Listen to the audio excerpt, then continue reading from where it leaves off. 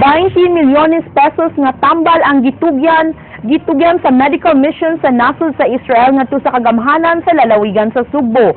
Ang mga tambal alang sa mga apektadong lugar sa bagyo sa amihanang Sugbo. King Perez, Suginlimi. Usa ka ceremonial turnover ang gihimo sa mga kadagkuan sa kagamhanan sa Israel ug sa probinsya sa Sugbo sa Severo Veralio Memorial Medical Center sa Dakbayan sa Bugok kaganihang buntag. Gawas sa gitukod nga mobile hospital sa maong Dakbayan, gidungagan sa Israel og $500,000 o gibana-banang kapin sa 20 milyones pesos nga kantidad sa mga tambal alang sa mga lungsod ug Dakbayan nga naapektuhan sa bagyo. We came to help. We came to save lives. We came to extend a hand, but most of all, we came to bring some hope. These medicines will be distributed to the different provincial and district hospitals within the province for the benefit of all Sudanese who need them. We are eternally grateful to you, and we will never forget. Thousands and hundreds of patients are coming here because they know your services are here in Bugok.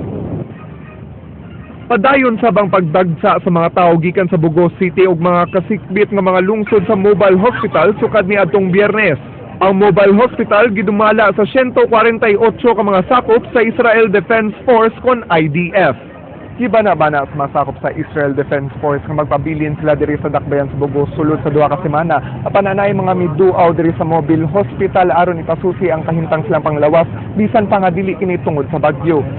Gidala ni Nanay Rosel ang iyang 2 anyos nga anak sa mobile hospital.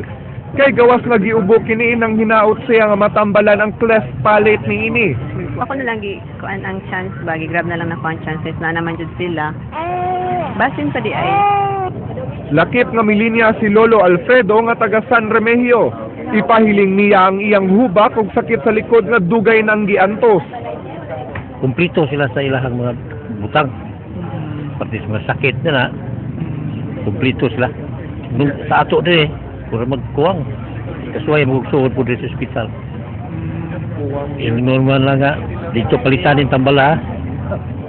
Matod sa usa sa mga Israeli doctors na kasagarang nagpatambal kanila, dunay mga sakit sa gastroenteritis, respiratory tract infection ug mga samad tungod sa bagyo. Wa sab sila'y pili sa gibana-banang 250 ka mga lumulupyo nga ilang maatiman matag adlaw, biktima man sa bagyo o dili. But you know, people can be sick from other reasons. So as a physician, it doesn't matter to me. You know, we just deal only according to the medical situation. Gipahibaw sab sa Provincial Health Office Head nga way outbreak sa mga sakit sa Northern Cebu. Lakip sa mga bantayanan nga sakit human sa kalamidad mao ang diarrhea, respiratory diseases ug waterborne diseases sama sa cholera ug typhoid fever. Nag-distribute sa mga chlorine, 10 kilos of chlorine per LGU. King Perez, News 5.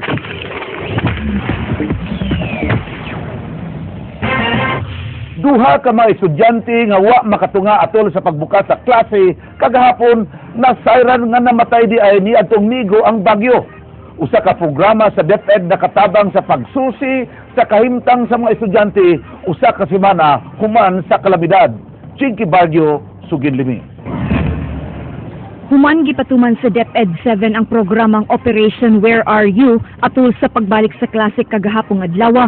Duha dayon ka mga tinun-an sa lungsod sa Daan Bantayan ang nasayran nga wa mitunga.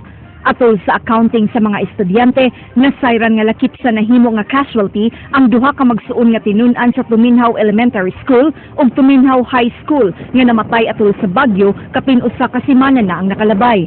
Alang sa DepEd Provincial Office, dako og natabang ang maong programa ngadto kanila. Pagka-Sunday, mag-account ko ang atong mga school heads sa ilang mga teachers. Ug alay sa yun, kompleto po ang atong mga teachers. So, yesterday and today, we are looking for all our students. Sa atong na-report na, duha ka estudyante na nato ang na-discuss during the Saturday. Kagahapon sa gisugdan sa DepEd ang pagpahigayon og informal nga klase samtang guba pa ang 874 ka mga tunghaan lukop rehiyon. Dunay mga nagpasilong sa tent, ilawom sa punuan sa mga kahoy samtang dunay sud sa gym. Mismo mga magtutudlo nga biktima sab sa bagyo mo'y mohimo sa stress debriefing ngadto sa mga tinun-an. Ug kay dako ang kadaot sa mga tunghaan labi na sa amihan ng bahin sa Sugbo, anda matud pa ang mga Israeli nga tuwa sa mong dapit sa pagtabang kanila nga subling makapabarog sa ilang mga tunghaan. I really like the idea of the people from Israel who are helping us kay ang ilang paagi they will not prepare directly our schools.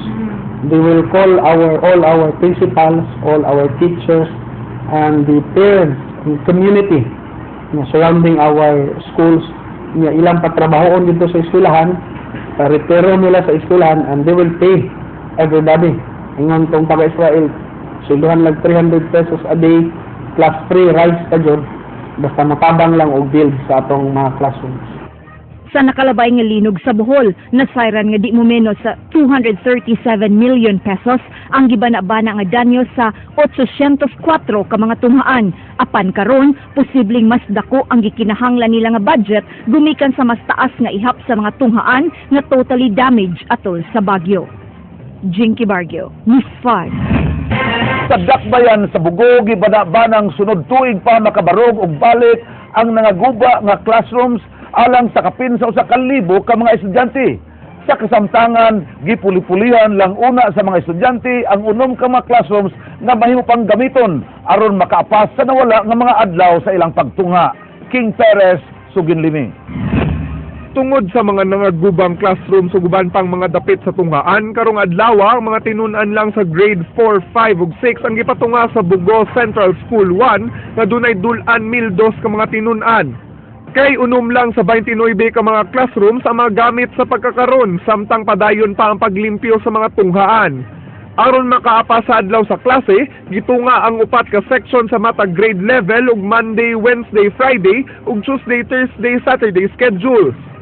Misaka na sab sa 50% ang turnout sa attendance sa mga tinun-an sa maong tunghaan karong adlaw. Gitinguha sa school principal nga masugdan na ang klase sa ubang levels ugma. Ma-clear na, they can occupy the lower portion, but still it would be MWF and TTS. Naabtan na mo ang pipila ka mga tinun-an sa grade 6 nga nagklase sud sa kindergarten room. 19 lang sa 36 ka mga tinun-an sa maong section ang misud karong adlaw. Gituhuan nga ang katunga sa mga estudyante nga may absent na wad-an og mga balay. Tulo lang sa ilang classmate ang adunay balay nga nagpabiling nagbarug human sa bagyo. Unang gihimo sa mga magtutudlo ang stress debriefing aron mapagawas sa mga nasinati sa mga tinun-an at tulog paghuman sa bagyo. Sama ni Eliazar nga misud gihapon bisan ug wa na sila'y balay. Dakong tabang ang stress debriefing kaniya, apan posibleng mo absent asab siya sa sunod nga mga adlaw. Ayos balay magpanday. Balay amo tong tarungan kay panagin may kahigdaan. Ang District 1 Supervisor sa Bugo City mipasabot nga kutob Abril ang klase. Gibana-ba ng 20 ka adlaw ang wa masudli sa mga tinun-an tungod sa may aging bagyo ug linog. Gipanglantawan sab niya nga posibleng sa sunod tuig pa mailisan ang 75% sa mga classrooms nga naguba sa ilang distrito.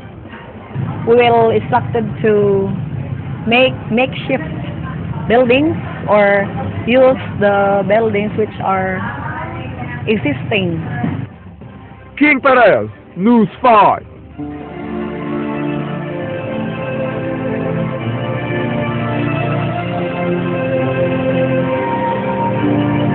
DSWD miawhag sa mga tao nga hinawayon nga dili magpatuyang og post sa mga irresponsable nga mga komentaryo sa mga social networking websites. Ang mga buang maubuhatan na nalipod sa iyang kaugalingon dihang mikatap ang mga komentaryo nga gihagpatan sa DSWD ang mga hinabang gikan sa Indonesia ug giripak og balik. Jinky Bargio, Suginlimi. Sa usa ka networking site makita kining usa ka post nga misaway sa taga DSWD sa hinay nila nga lihok. Gawas nga matud pa, gi-repack og usab ang repack na daan nga relief goods gikan sa nasud Indonesia nga alang sa mga biktima sa bagyong Yolanda. Tungod sa maong batikos, galing midepensa ang mismong regional director sa maong ahensya. Alang nila, way basihanan ang maong akusasyon. Ay, hindi lang hindi ako gumawa sa Indonesia. Sa pag-agri, pag-gawa, kita lang. O niya, kami naninawa, tagod. Pero hindi naman po mga higit sa mga namin tatang. Ang pag-account lang, ang naasa mo ang na-distribute siya per family. Matod sa DSWD, dunay kasabutan ang gobyerno ug mga foreign countries nga ang tanan nila nga i-donate, i-turn over nga to kanila. Bisan ang isyu sa pagbalhin sa mga relief goods sa plastic bag nga dunay marka nga DSWD not for sale, gituyo aron dili sakyan o gamiton sa mapahimuslanong mga individual. Gani tungod sa ilang wayhuno nga serbisyo sukad nahitabo ang bagyo, mukabat na sa 331,798 ka mga food packs ang ilang naapod-apod sa mga biktima sa maong katalagman dito sa Tacloban, Giwan ug amihan ng bahin sa Sugbo. Tungod sa mga batikos, dunay mensahe ang DSWD ngadto sa katawhan. We've gone without sleep from the earthquake until today. If you still question our sincerity to help, na amo pag yung kawaton ng ipanghatag, kami gani kukuha na magimit ang mga bulsa just so we can feed our volunteers. Kung gusto nun pag ninyo among sincerity, I don't know kung usapay among itubag, ana. Pagkakaroon kapin usa ka libo na ka mga individual ang pabiling anaan nagpasilong sa unom ka mga evacuation center sa Cebu ug tulo sa Lapu-Lapu City. Jinky Bargil, News 5. Gipasinaw sa DSWD nga wala nila babagi ang mga tigbalita sa pagkuha og mga interview ug mga hulagway sa mga bakwit sulod sa mga evacuation centers. Matod sa DSWD nga nangayo lang sila og gamay nga panahon aron makapahuway gikan sa trauma ang mga biktima sa bagyong Yolanda. Padayon pasab sila karon sa pagkuha og dugang impormasyon sa mga biktima. Mipasalig ang DSWD nga sa higayong mapahiluna na ang mga refugees, mahimo nang maka-interview ang mga sakop sa media. Daghang mga sakop sa media mireklamo dihang wala tugyuti nga makaduol sa mga evacuees. Libre yun ang mga media nga mo interview, mo istorya, o mo interact with them. Wala din na siya pugni. Ang ato lang, nga once maabot sila sa atong mga evacuation centers, atong sugdan dayon diha ang atong mga proseso. You have to... Upaw kadto ang naglangkob sa atong mga balita sa Action Bisaya karong adlaw, Martes, Nobyembre 19, tuig 2013. 36 kaadlaw na lang sa dili pang Pasko. Kini si Frank Manilong Jr. Mga istorya nga dilang kutob sa paghatod sa impormasyon. Daghang salamat, ako si Georgia Herrera. Tungod kay labaw pa sa balita, Action!